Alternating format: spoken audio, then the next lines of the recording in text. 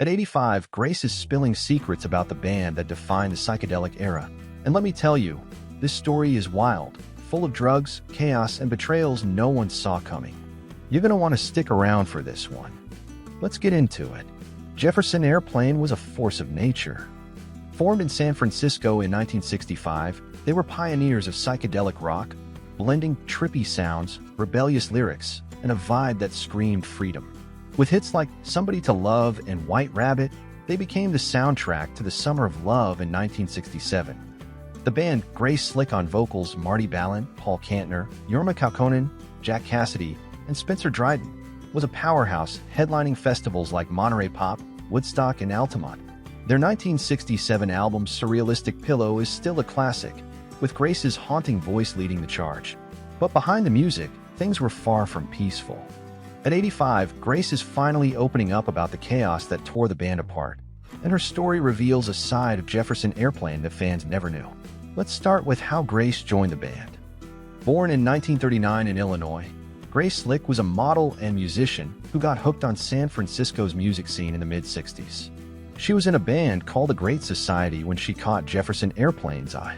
In 1966, their original singer, Signe Anderson, left to focus on her family, and Grace stepped in.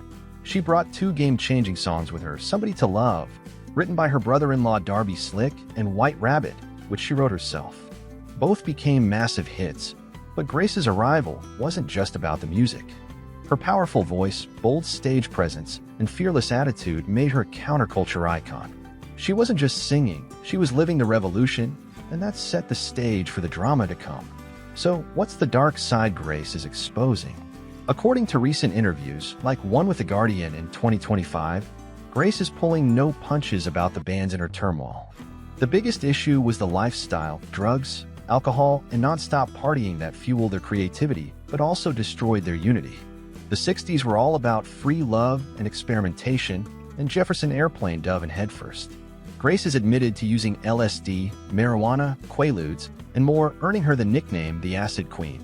She said she wrote White Rabbit after tripping on LSD and listening to Miles Davis for 24 hours straight. But it wasn't just her. Everyone in the band was caught up in the scene. Grace says drugs were everywhere, from rehearsals to shows, and while they sparked some of their best work, they also created paranoia, fights, and bad decisions. One of the darkest parts Grace reveals is how drugs fractured the band's relationships. Marty Balin, the band's co-founder and co-vocalist, clashed with Grace often. In a PBS interview, Marty didn't hold back, calling Grace egocentric and saying she got too much credit for the band's success. Grace, in turn, has said Marty was jealous of her fame and stopped talking to her altogether. She's laughed it off, saying, "Marty's the only one I never speak to anymore," but you can hear the hurt in her words. The tension wasn't just with Marty. Grace's affairs with bandmates, including a long-term relationship with guitarist Paul Kantner, stirred up drama. She and Paul had a daughter, China, in 1971, but their romance didn't stop the band from imploding. Grace's reckless behavior, like drag racing with Jorma Kaukonen and crashing into a tunnel at 100 miles an hour, added to the chaos. Alcohol was another demon. Grace has been open about her alcoholism, which got worse as the 70s rolled on. She's called her arrest to talking under the influence, joking about how her mouth got her in trouble when she was drunk. But it wasn't all laughs. By 1978, her drinking was so bad it led to her being kicked out of Jefferson Starship, the band's later incarnation. During a tour in Germany, Grace got so drunk she couldn't perform, and fans rioted, burning the stage. Paul Kantner, her ex and bandmate, asked her to resign, and she did. Grace has said that night was a low point, but it wasn't just her fault. The whole band was struggling with addiction and egos. She's admitted she felt betrayed by how quickly they turned on her, especially since they were all part of the same mess. Then there's the betrayal within the band. Grace's recent comments hint at a sense of being used. She brought White Rabbit and Somebody to Love to Jefferson Airplane, songs that defined their legacy, but she feels some members resented her for it. Marty, in particular, thought she hogged the spotlight, while Grace says she was just doing her job. She's also talked about the band's shift to Jefferson Starship in the 70s, which she calls a sellout. Albums like Red Octopus and hits like We Built This City were commercial successes, but Grace hated them. She said the lyrics, written by outsider Bernie Taupin, felt fake, and the polished sound was a far cry from the airplane's raw energy. Grace felt like the band lost its soul, and she blames Kantner and others for chasing fame over art. The band's political stances also caused rifts. Jefferson Airplane was outspoken, with albums like Volunteers in 1969 calling for revolution. Grace even plotted to spike President Nixon's tea with LSD during a White House visit in 1970, though she got caught before she could pull it off. But not everyone was on the same page. Grace says some members like Yorma and Jack were more focused on their side project, Hot Tuna, than the airplane's message. By 1972, Yorma and Jack left to pursue Hot Tuna full-time, and Grace felt abandoned. She said the band was never the same after that, and her bitterness comes through when she talks about how they jumped ship when things got tough. The constant touring, drugs, and pressure to keep up the Acid Queen image wore her down. In her 2006 health scare, when she was in a coma for 2 months after surgery for diverticulitis, she had to learn to walk again.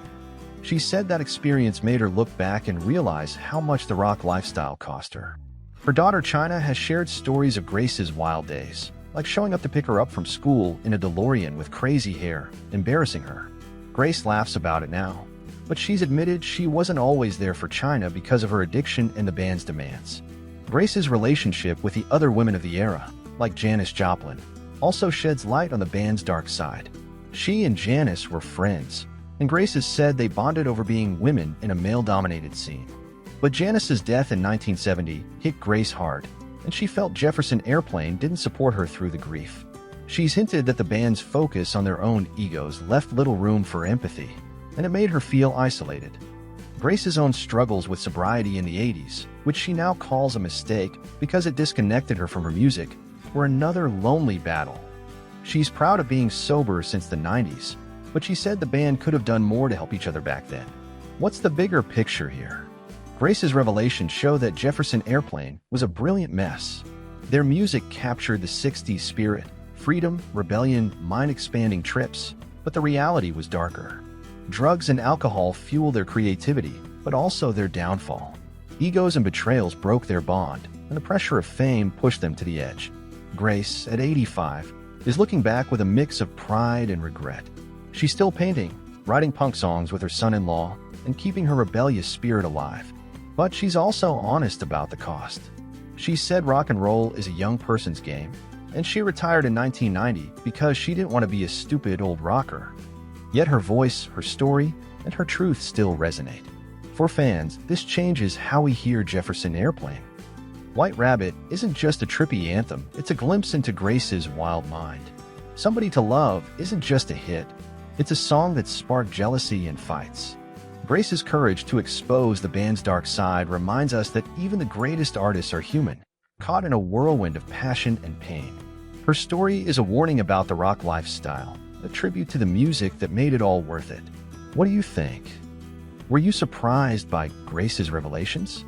What's your favorite Jefferson Airplane song? Drop your thoughts in the comments, and let's keep the conversation going. If you're loving these deep dives into music history, give this video a thumbs up and subscribe